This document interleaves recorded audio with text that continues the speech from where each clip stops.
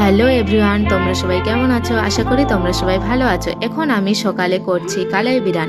এখানে দু রকমের কালাই আছে, চানা কালাই আর বাদাম কালাই। প্রথমে কালাইটাকে ধুয়ে নিয়েছি, তারপর পেঁয়াজ কুচি দিয়েছি, আদা বাটা দিয়েছি, রসুন বাটা দিয়েছি, শুকনো লঙ্কা দিয়েছি, জিরে বাটা দিয়েছি, কালো এলাচ দিয়েছি, সাদা এলাচ দিয়েছি, দারচিনি দিয়েছি, একটা তেজপাতা দিয়েছি, লবণ দিয়েছি, হলুদ দিয়েছি, 200 গ্রাম তেল দিয়েছি।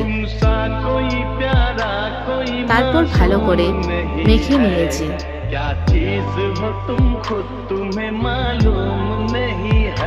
তারপর জল দিয়েছি,